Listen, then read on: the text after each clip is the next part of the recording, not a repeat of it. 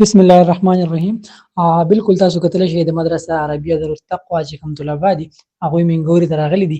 په منګوره کې دلته کې چې کوم دی څنګه د خلکو کورونو ته وتلي دي، د خلکو لارې چې کوم دی د خلکو کورونه د خټو نه د اوبو نه چې کوم دی ډک دي. دغه شان د منګورې جوماتونه هم چې دی هغه متاثره شوي دي د دې نه. که تاسو وګورئ د مدرسه عربیه دارالتقوا طلبه کرام چې دی هغه لګیا دي د جومات نه چې دی خټې راوباسي، جومات صفایي کوي. که تاسو وګورئ بالکل جومات چې ډېر زیات متاثره شوی دی، محراب چې دی هم د خټو نه ډک دی پوره. بالکل جومات کې چې کوم دی لمونځ وغیره نه کېږي، وجه دا ده چې یاره جومات د خټو نه او د لاهې نه چې کوم دی ډک دی.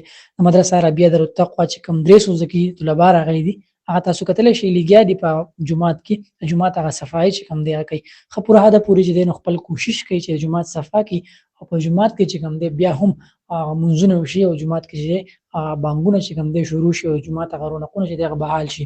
که تاسو بالکل زموږ په ویډیو کې کتلی شئ نو د مدرسه عربیه دارالتقوا د خپل استادانو په نګرانۍ کې چې کوم دی هغه لګیا دي او هغه چې کوم دی صفایي جومات کوي.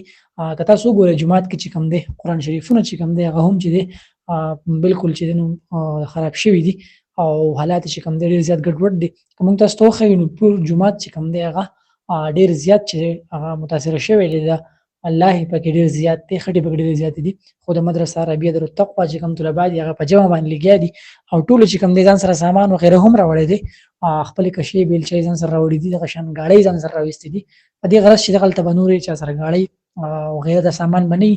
نو څوک چې هم راځي، تاسو ټول ته هم دا خواست دی څوک چې هم راځي صفایي دپاره، د کار دپاره، خدمت دپاره، نو ځان سره خپل سامان لازمي راوړی، ځکه چې